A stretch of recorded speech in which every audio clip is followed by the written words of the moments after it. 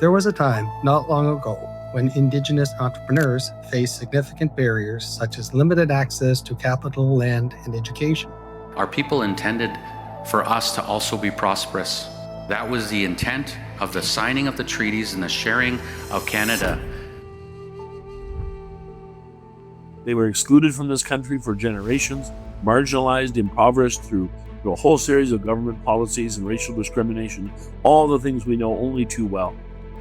It was really difficult to get any type of capital, especially if we're First Nations on reserve. Mainstream lenders have always been reluctant to lend to Indigenous businesses. And more importantly, that existing financial institutions and government agencies did not understand Indigenous business.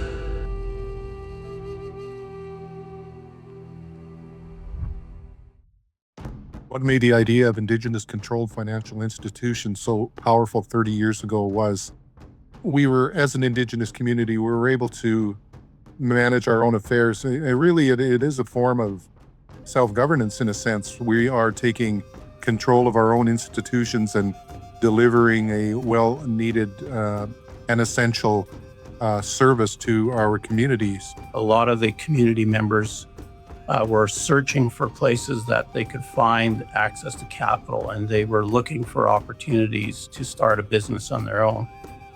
It was very difficult for them because there had to be bookkeeping was lax in certain cases. So we had to scale that skill in many of our businesses. And many of the community-based organizations, community-based corporations in the First Nations were tied to the First Nations audits. And they tried banging their heads against the wall with the major financial institutions in Canada, and it didn't work. They went to the Government of Canada. The Government of Canada set up policies for investment. But those policies were extremely complicated, extremely slow, and not moving at the speed of business. They're moving at the speed of government, which is a much, much slower enterprise. It was really important that NACCA form a body that can advocate on behalf of the AFIs to really address the barriers to financing that our Indigenous businesses, individuals really lack. It is Indigenous organizations that understand the unique challenges and struggles they are facing to promote economic development, not only for their own respective businesses, but also within the context of their communities for which they serve. Bringing together Indigenous businesses under one umbrella allows a transfer of information and knowledge and expertise that allows for the collective benefit of communities and businesses to grow together.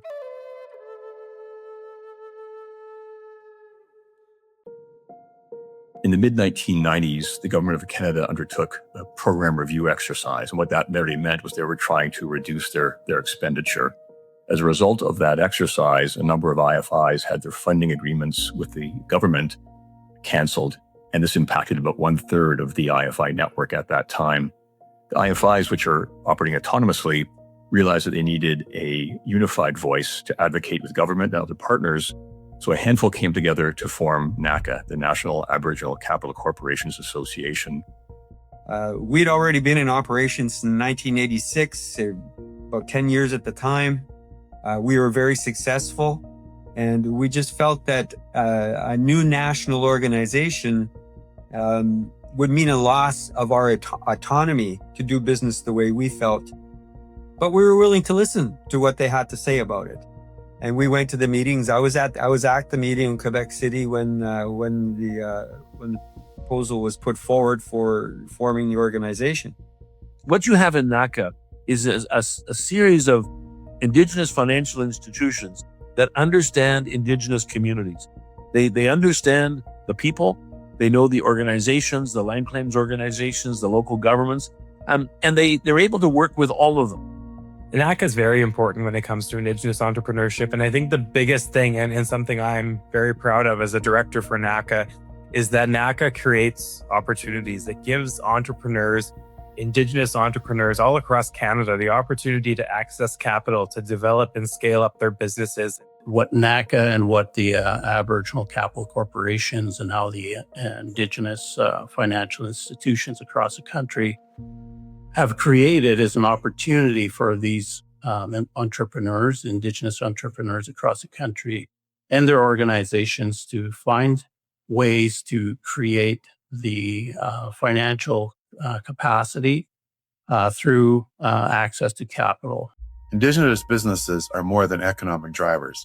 They are paramount in building strong, self-sustaining communities. And NACCA fosters skills in leadership, financial management, and governance to the betterment of the IFIs and the Indigenous entrepreneur. Indigenous businesses play a huge role in building stronger communities and economies because they create opportunity where it's needed most. Successful entrepreneurs become role models, showing others what's possible and inspiring the next generation. They also bring important values into business, like community sustainability and long-term thinking, which leads to more resilient and inclusive economies. At the end of the day, strong Indigenous businesses don't just build profits, they build pride, independence, stronger futures for our communities. The goal of NACCA was to build a national network of Indigenous-led IFIs to provide Indigenous entrepreneurs with access to capital, business services, and support. It was about having a strong, unified voice, advocating for the investments and changes to policies to grow Indigenous entrepreneurship. If NACCA didn't exist today, and without the creation of the IFI network, the Indigenous Financial Institutions, there'd be a huge void in access to capital, access to training, and a support from the networks and organizations that the money flows through. Through program renovations, the government wanted to out the AFIs. And once we showed them the business case scenario and how much capital was generated and how much business was generated in the country, they invested more capital. And so NACCA has been continuously growing that capital. As a Director General in the early 2000s, I thought it was very important that we engage with NACCA in an effort to devolve the programming to the organization. I've always felt that it was very important to create Indigenous-led organizations. Indigenous organizations know they client best, can respond to needs. And NACCA, through 30 years of extremely successful partnership with government, has really demonstrated their leadership and effectiveness in reaching this client group. Every individual or business would have access to capital. And I'm not sure when we started NACCA that we realized the full potential of that statement. But over these many years, we've seen that vision become a reality. When I think back to the early days and what made me realize something like NACCA needed to exist was maybe less about NACCA, but more about the vision of the leadership back, not just 30 plus years ago, but even beyond that. So I've been around this network for about 40 years and have had the privilege of knowing many movers and shakers, Elaine Chambers, Muriel Parker, Stephen Morris, Michael Ivey. We were all part of the program renovation, Donnie Miracle, Jean Vincent, and there's so many, Peter Lantin, that come from all across the land. Every year I read the NACCA annual report and just am amazed at how successful the network has been in getting those much needed dollars, business development dollars, out to communities and to organizations and entrepreneurs in particular. In fiscal year 2023-24 alone, the network loaned out more than $166 million. That then drove $355 million in labor income, created or maintained over 8,300 jobs, and supported over $600 million in GDP. When I hear that NACCA has supported tens of thousands of Indigenous businesses, what goes through my mind is the real impact of those numbers and the lives that have been changed. Whether it's an individual entrepreneur or a community, the support that from NACCA and the IFI network has been truly transformational in that way. When I see that NACCA has supported tens of thousands of Indigenous businesses, what goes through my mind is the sheer scale of that impact. That is not a small number. That's national, and it's transformational. And there are real people behind those numbers, thousands of entrepreneurs, families, and communities. What excites me most about the future is the confidence and vision the next generation is bringing. Young Indigenous entrepreneurs are stepping forward with strong ideas, with connections to their communities and the ability to move between traditional knowledge and new opportunities. I'm quite excited about the next generation of entrepreneurs coming up.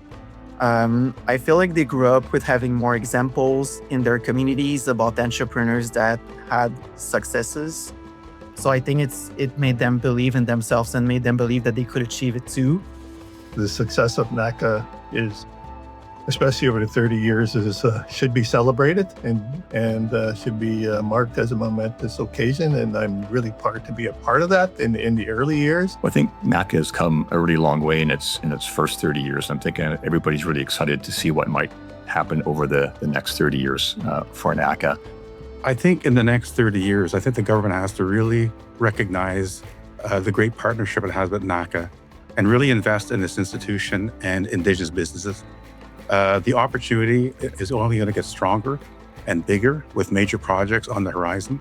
And Indigenous people need to be part of those projects, and they need the capital in order to have the scale and scope of the businesses that are required to actually be meaningful partners. So if I could send a message to Indigenous leaders and entrepreneurs 30 years from now, sort of the same one I would give today, it would basically be, don't wait for permission, do it.